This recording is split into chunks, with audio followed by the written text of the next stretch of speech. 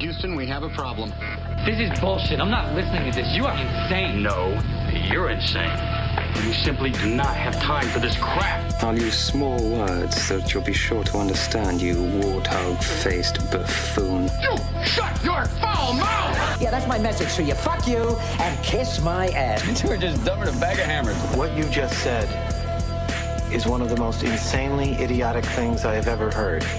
Everyone in this room is now dumber for having listened to it. May God have mercy on your soul. You are now tuned in to Dusty Vision Radio.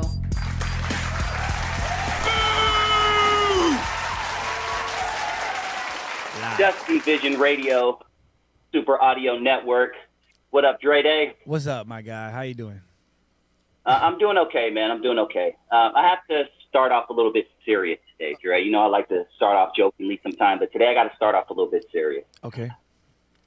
I have to address something that I've been seeing a lot lately that's bothering me.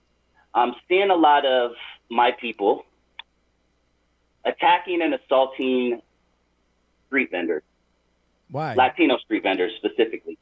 There's a few videos that have been going viral online. Anyone can pull them up. They have one where this dude throws an egg at a street vendor, and they have one where this dude slaps another guy. It's just, for whatever reason, they think it's funny. But I need to talk to these kids. Did something happen that started this all off, or it just? No, it just so happens to be that there was a few of them just in like a 2-week period, and it's not making anything better. The tension in LA between blacks and Latinos is already high, and things like this can make it worse. So we as elders, I consider myself an elder. I'm in my 40s. We need to call these young idiots out because they obviously are too young and dumb to understand what they're doing, dude. They're not only affecting their lives, they're affecting my life, a person who doesn't even gangbang. They're affecting my kid's life, who's black. They're affecting Dre, your Latino family. They're affecting innocent people out there, man. And if someone doesn't call them out on this, then they're just going to keep doing it. Yeah. I just got to say shout out to my boy Gil from American Cholo for addressing this on his podcast recently because somebody needed to. Yeah. And I just want to put a stamp on it, and I hope a lot of other people with a platform out there do that as well. Yeah. Yeah, that's crazy. That just started overnight because, like, why didn't it happen before? Yeah, I don't know, man. Maybe it has been, and they just haven't been recording it. But that's all I want to say. I definitely want to get into our interview, Dre. Yeah. I'm excited about this. Yeah. We're going to chat with a dude who I just met recently, Rubio. Sonny Boy is one of 7 original founders of Barrio Elmwood Repo, which is in the East Fernando Valley that was started by local Chicano youth in order to protect themselves from white punk rock gangs, Dre. Yeah.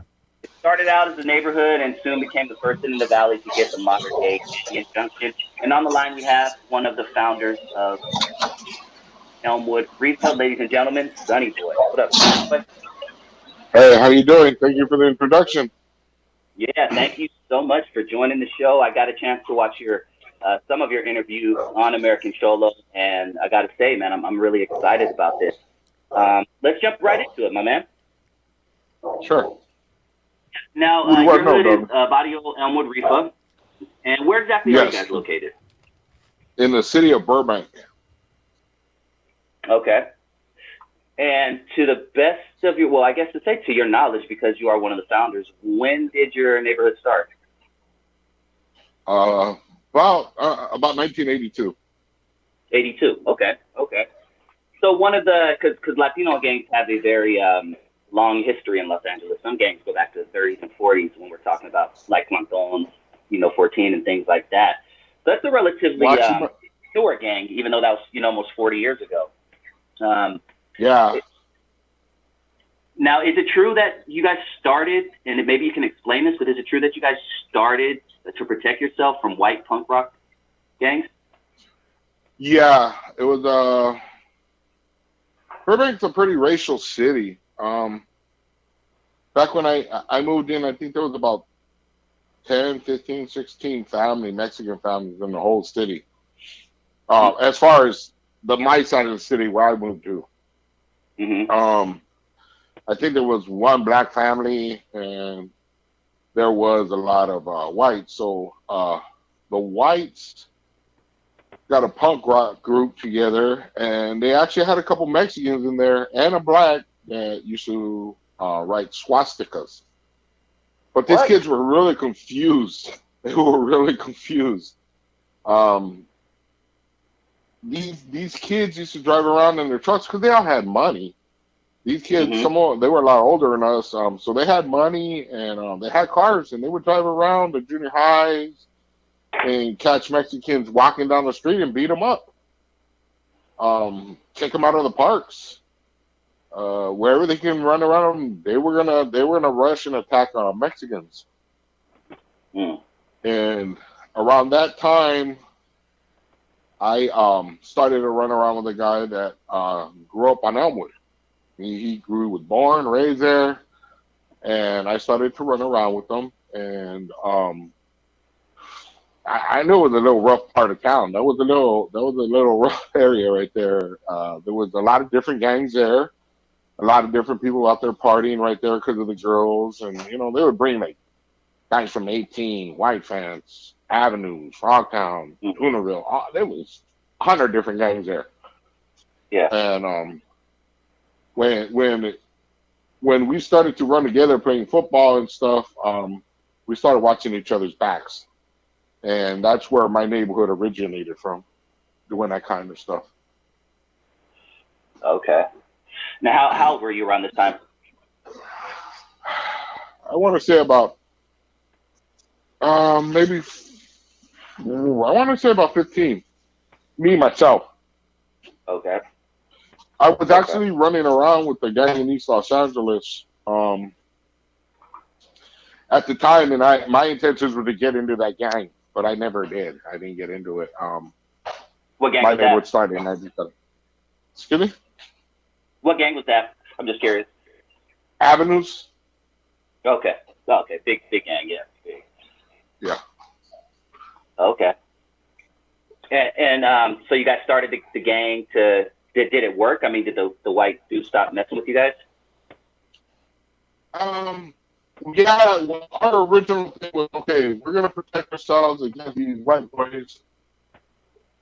We're not gonna be like a regular gang. We're not gonna attack our own. We're not gonna attack the raza. We're not gonna go after our own people. We're not gonna get into it with other gangs. We're not really a gang, but we're gonna go after these white boys. Well, these white boys coupled up with West Side Canton, 4 set into North Hollywood. They had some kind of alliance with them.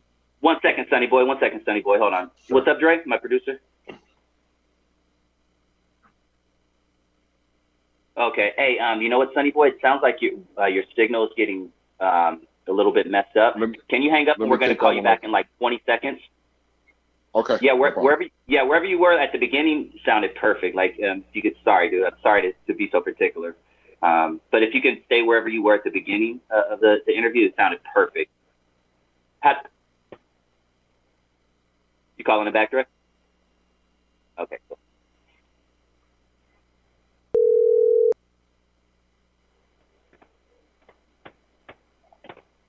Yeah. Sonny Boy. Okay. Yes, sir. Much better. Okay, much better. Thank you, man. I'm so sorry about that. I'll cut all this out. Thankfully, we can cut it out for the podcast later. All right. But no problem. All my live people are getting it right now, so it's all good. They get it raw and uncut, but that's the best part of it. So yeah, sorry. I guess the last question, if you could explain it. So did the white dudes stop messing with you guys?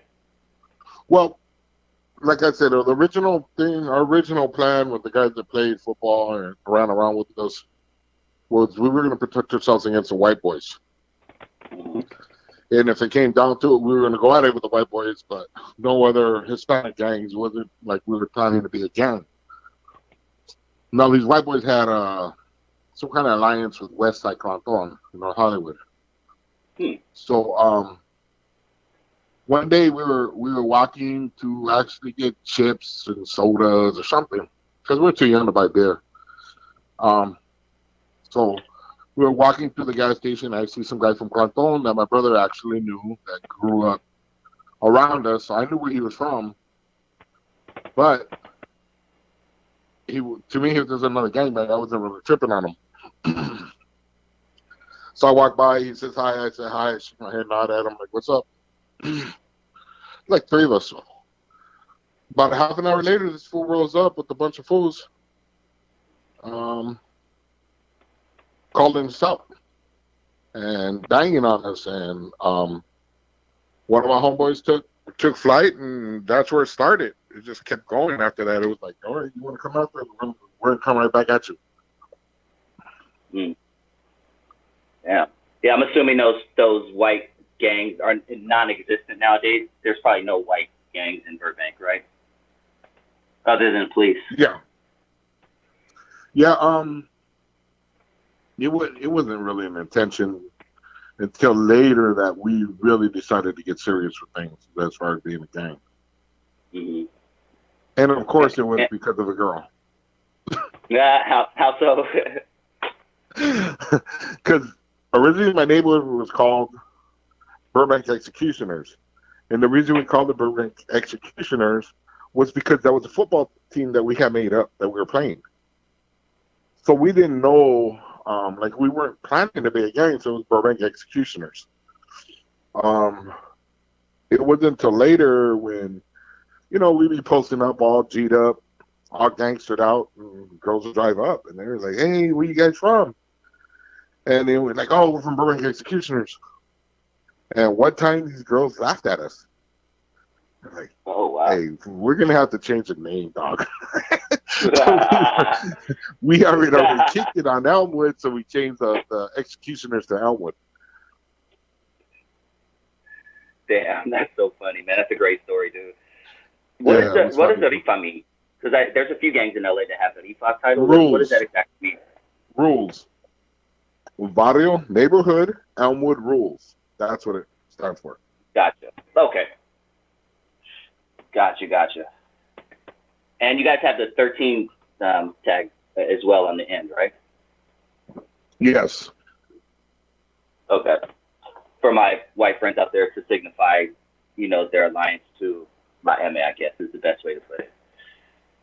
Yeah, we're associated with other gangs. Yeah. Now, who are some of the original members? It was my brother, Indio. That's Indio. My homeboy Psycho, my homeboy Boxer, my homeboy Negro, my homeboy Little Man, Smiley, my homeboy Chino, and I think that's it. Nice. I love it because there's always a Negro in every hood, and if you're the dark dude, if you're the deer, you're gonna be the Negro, homie. Yeah, he wasn't the darkest. Psycho was darker than everybody. Oh, okay. But Psycho's name fits Psycho. Negro's name fits Negro. It wasn't just the color of skin, but just the persona. You know what I mean? You got used to calling you guys Negro or yeah. So, gotcha. So what's up? What years were you most active? Me, myself, or my neighborhood? No, you personally.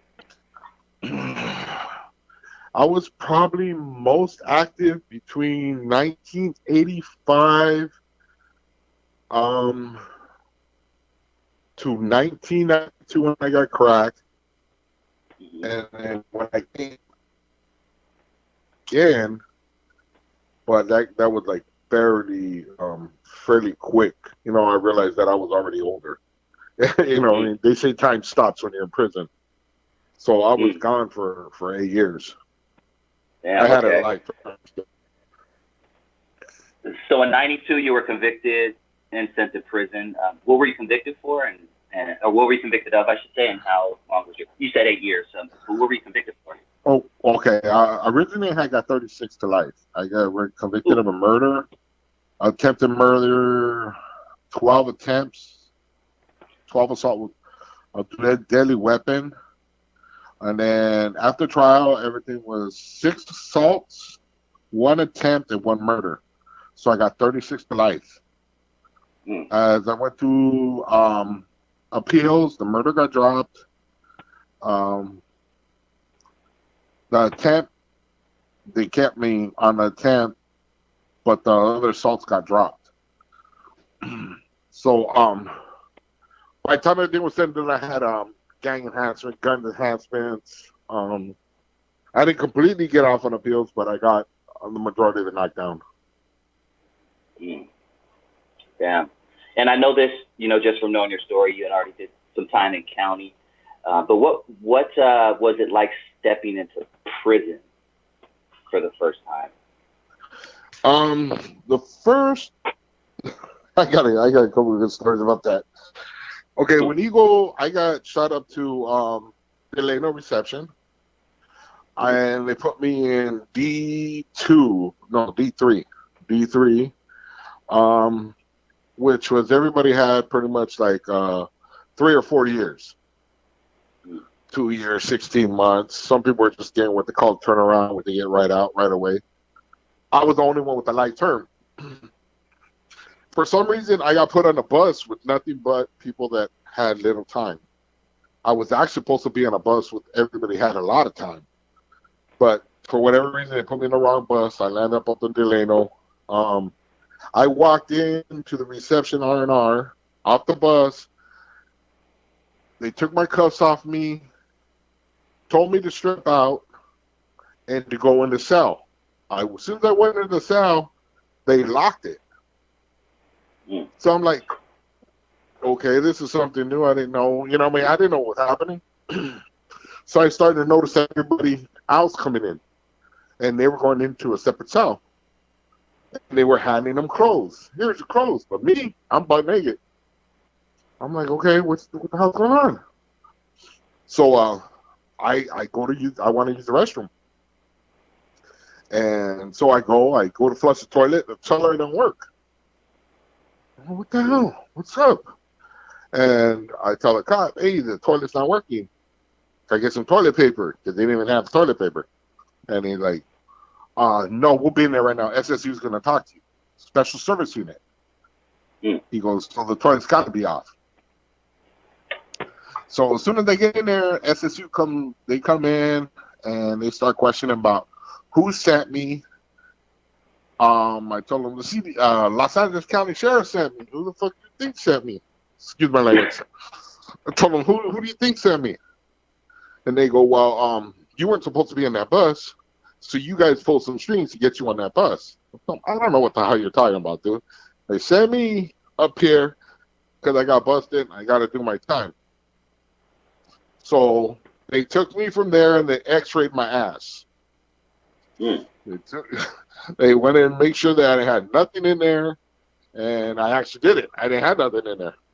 So they take me and they put me back on D3. Well, they put me in D3. I stayed there for about two weeks, and then they shot me to, I think it was D4 or D5 was the lifer building. So they sent me in there, they put me in there, and from there it was just like my mother passed away when I was in reception. So I had them threatening to send me to the hole for everything. If I looked at somebody funny, it was, you want to go to a hole? So that was my first thing. When I hit mainline in Corcoran, I actually made, I don't know if it's a mistake of a new first termer, but when I came, they asked me, where you from when you walk into the building? I've been Corcoran. Corcoran, anybody knows back then, it was infamous.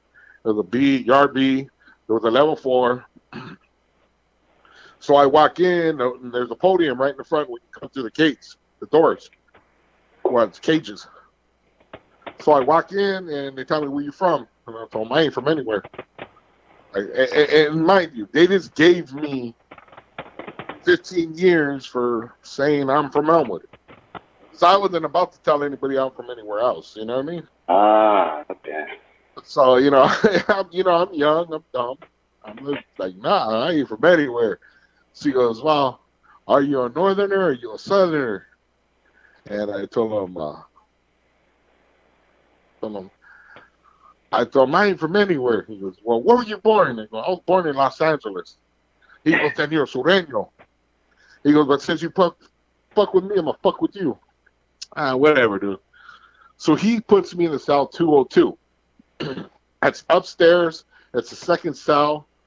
On the beginning of there's like a big U. It looks like a U. So they got a bunch of, I think it's 18 cells per row. So they put me in 202, and when Chow comes out, I have a bicep as a Sally. I walk out and I go to Chow. So I'm walking to Chow, I see a bunch of homies, and I see an older guy. You know, he got a big brush, he's tattooed. You look like a fool. You know, like, all right, homie, I'm gonna go introduce myself to this dude because I want to be I want to be known. I didn't want nobody messing with me. I'm gonna make my bones right now. So I walked to this guy, told him, he goes, "What's up, homie?" I go, "What's up, dog?" I go, "They call me Sonny Boy from Elmwood Street, Los." And he looks at me, he goes, "Your homies are back there." And I looked at him like, "What the fuck are you talking about?" And then it snapped to me that he's a norteño. He's the shot caller for the norteños. So I was like, oh, man. So I went to, I waited for my people. I got acted like tie my shoe. I waited for my people, and my people were laughing because they were like, "Fool, you over there talking to a norteño." Shut up, dog. You know, I'm young. I don't know. So he goes, "Nah, don't worry. When you get to a certain point in time, you're going to know what a norteño looks like over a homie." Which I did. I learned. You know, I could tell a norteño right off the bat. Oh, how? But, I'm curious. How? Excuse me? How? What would be some telltale signs?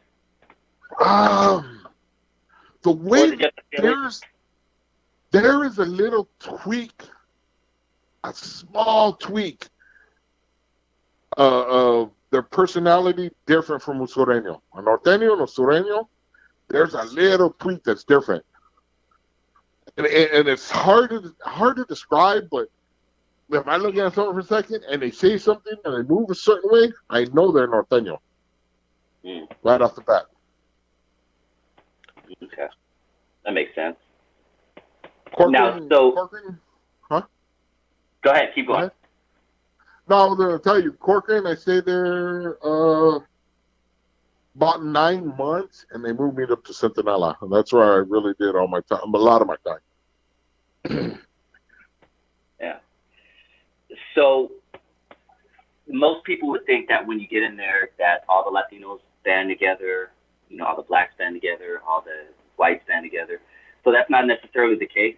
Are norteños and sureños still separated in prison? At the time, yeah, they were separated. I don't know about now. I don't know anything about the system now. But when I went in there,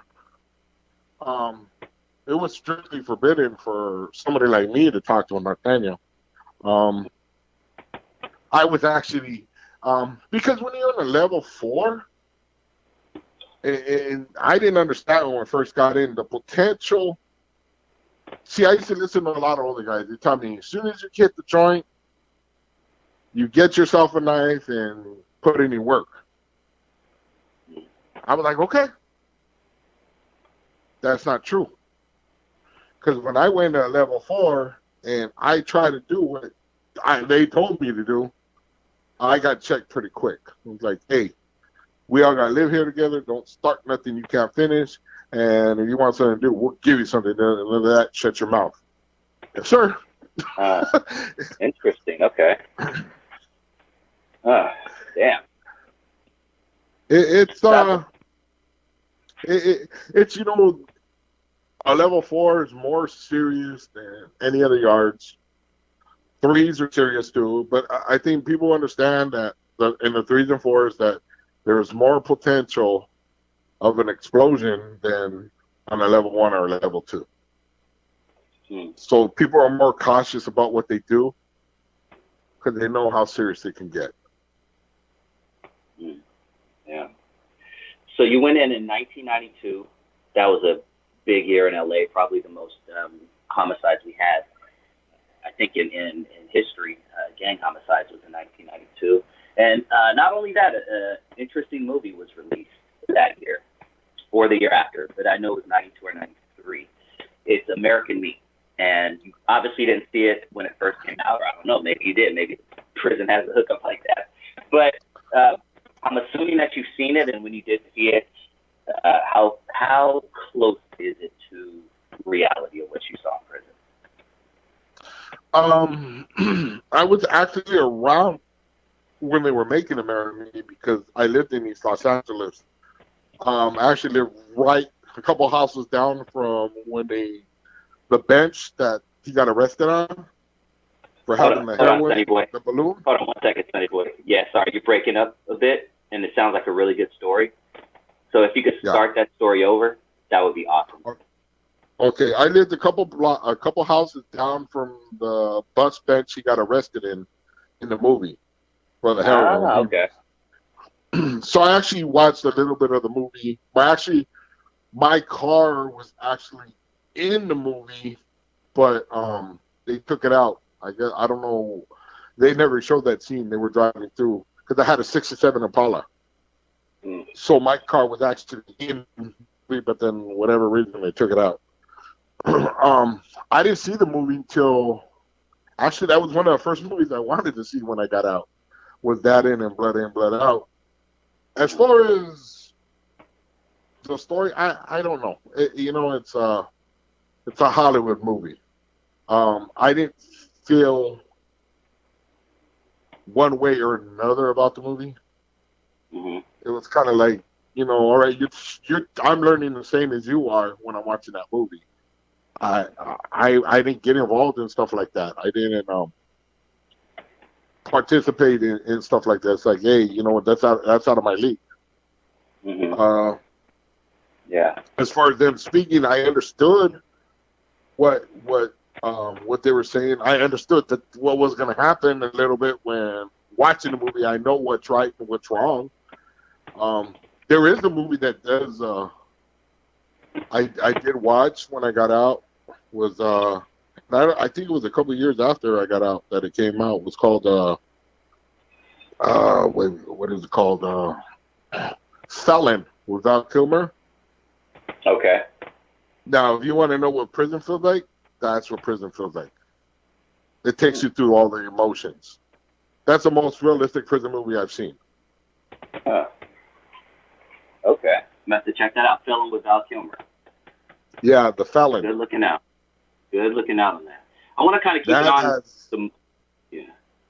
I want to keep it on the movie topic. I want to keep it on the movie topic, actually. Okay.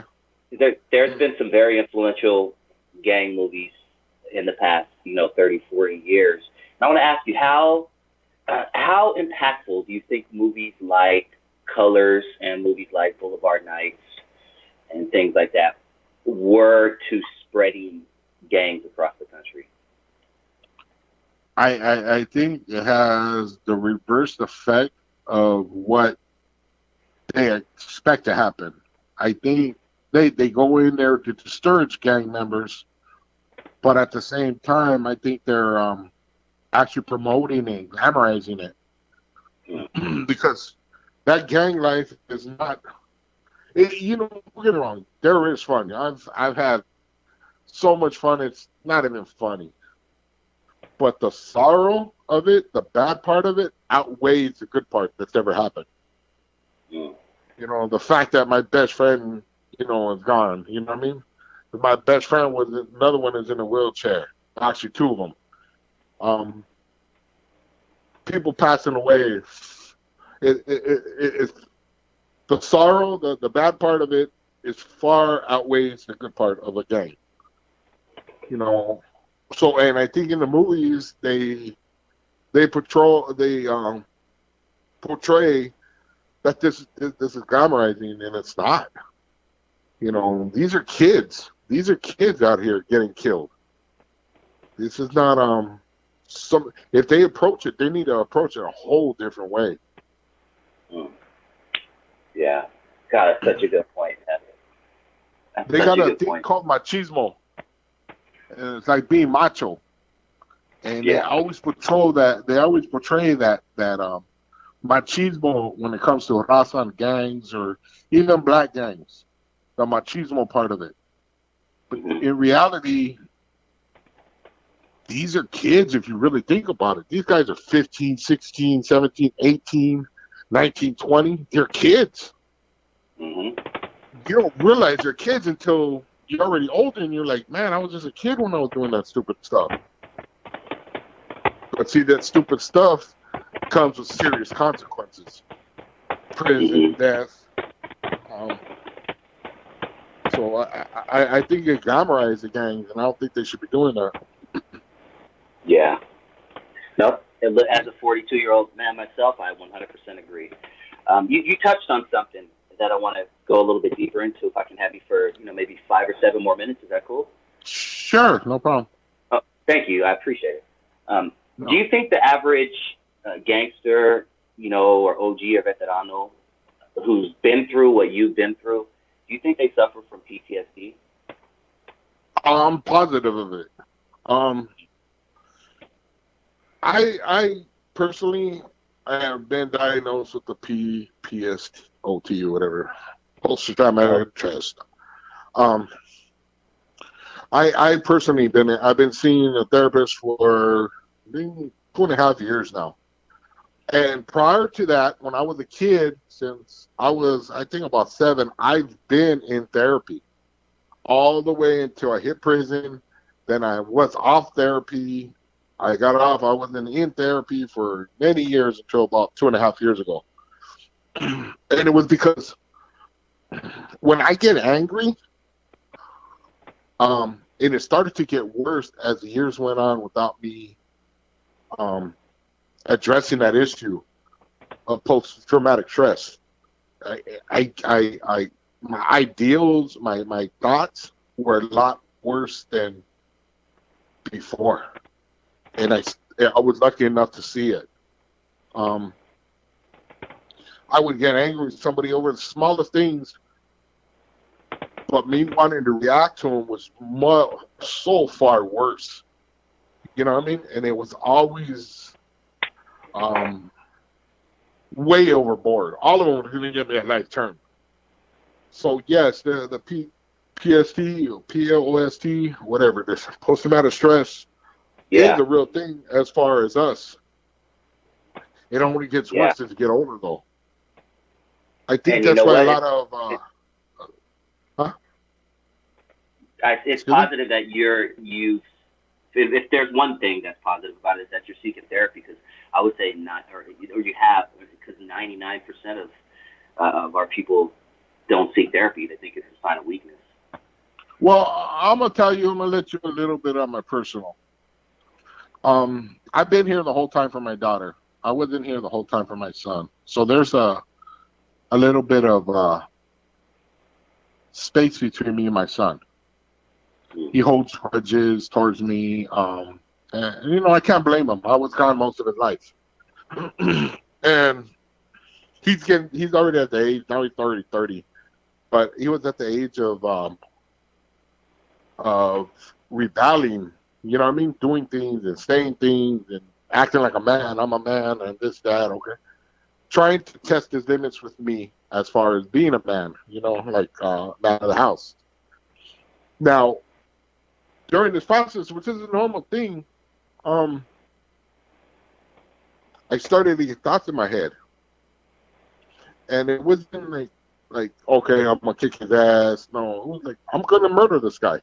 He keeps fucking with me, I'm gonna murder. He wants to test me, I'm gonna murder him.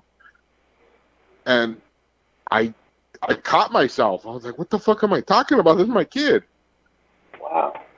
This ain't that serious. There's something fucking wrong with me. And I've always been off on me. My anything I've ever said in my life pretty much is filtered.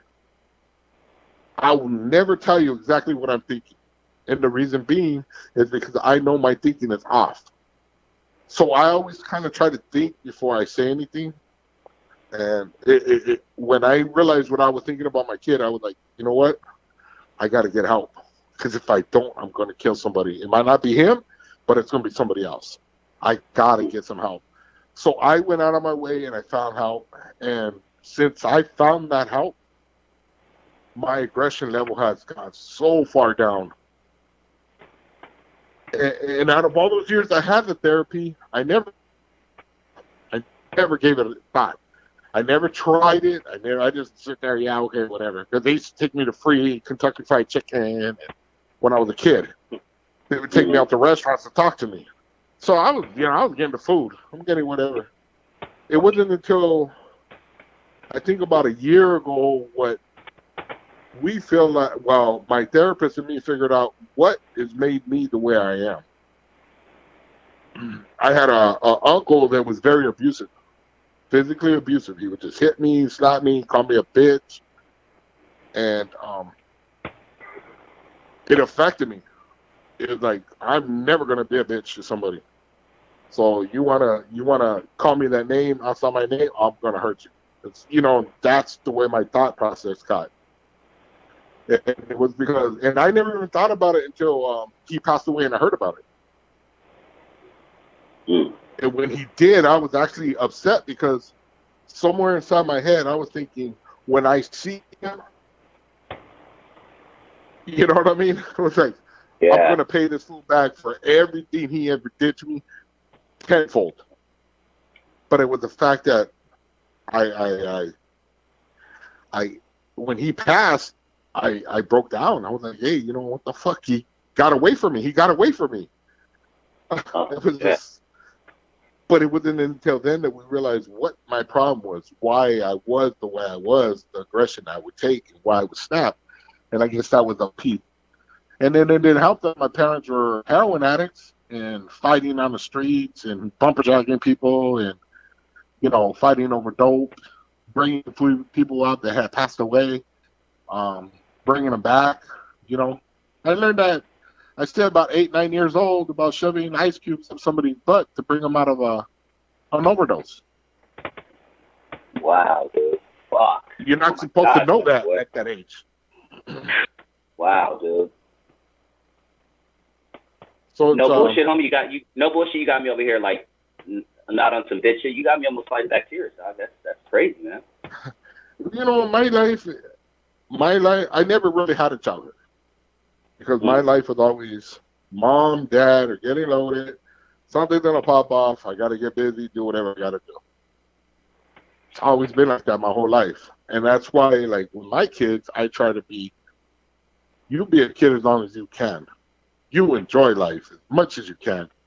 But at the same time, as I got older, things started to affect me more, and I started to get those bad thoughts. And that's when I had to stop and go to therapy. And I'm glad I have, because I am better. I could talk about things like this. Before, I never talked about anything like this. Yeah, dude. If I may give you a suggestion. Now, before I give the suggestion, are you, because I'm a new viewer to American Cholo, are you affiliated with Gil as far as co-host or anything like that, or were you just on the show that one time? No, I am a co-host on American Cholo. You are? Yes, I am a co-host. No, okay, that's great. Sorry, stop there. That's great because, dude, what you are doing is free therapy, man. It's free therapy. Trust me when I tell you, I've been doing this for a very long time myself, for 10 years, and talking to people and being able to get this stuff out is free therapy, man. And not only that, Sonny boy, you're affecting other people's lives. You are going to be really big if you continue doing what you're doing and just telling your story. Trust me when I tell you, dude. No bullshit. I'm lost for words. I'm not even BSing. I've interviewed the hardest of the hardest gangsters, and just keep doing what you're doing. I'm going to definitely pay more attention to American Cholo, knowing now that you're highly affiliated with it. That's all I got to say on that, man. Real talk.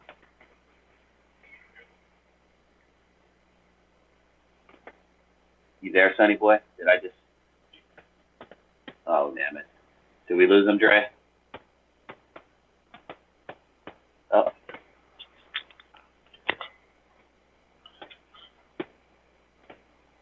Fucking headphones. Yeah, now I hear you. Sorry, guys. My headphones went out for like 30 seconds. Yeah, you there, Sonny Boy? Yeah, let's call him back and we'll wrap it up. Thanks, dude. That's weird. You there, Sonny Boy? Okay. Okay.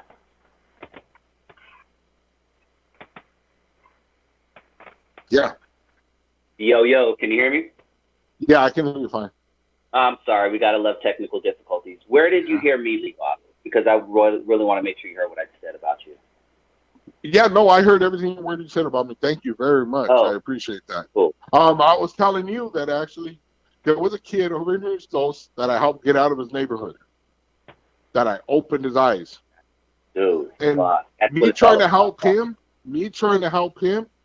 actually opened my own eyes to a lot of things that were happening. That's when I started to change.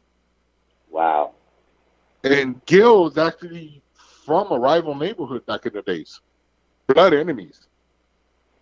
Really? So me and Gil were, if I would have run across Gil, or I'm sure he would have got me if I couldn't get him.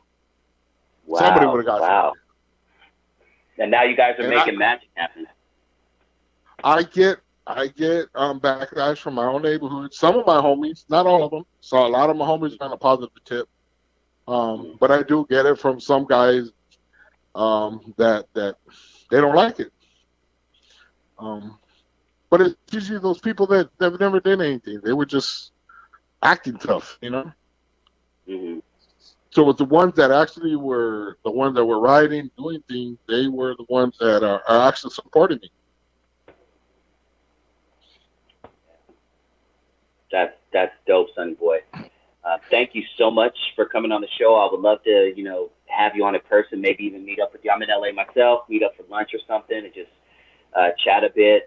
Definitely keep this relationship going, man. Where can we find you? On American Cholo on YouTube, and I'm Sonny American Cholo on IG. Sonny American Cholo on IG and American Cholo on YouTube. Trust me when I tell you, ladies and gentlemen, if you appreciate my content, you are really going to appreciate theirs. Gil is a very charismatic dude. I had him on my show just a couple of weeks ago, so like I said, I'm still fresh to American Cholo, but I'm on now, knowing that Sonny Boy is a big part of it.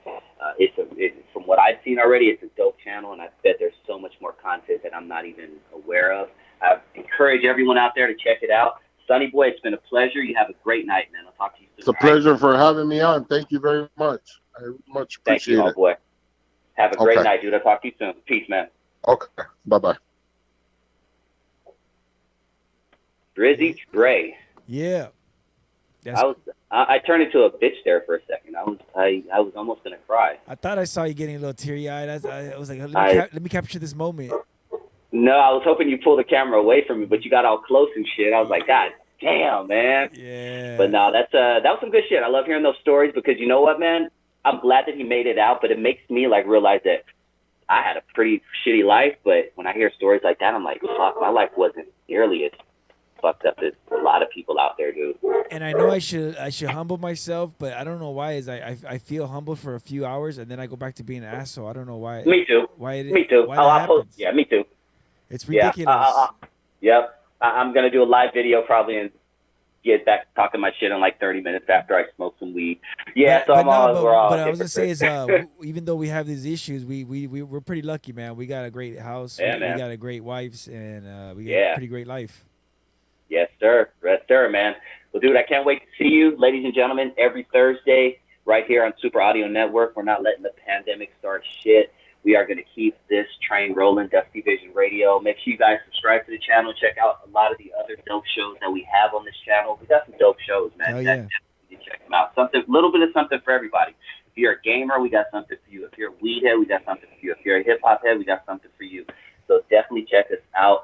We'll see you next Thursday, 7 p.m. Pacific Standard Time, right here, Super Audio Network. Dre Day, peace.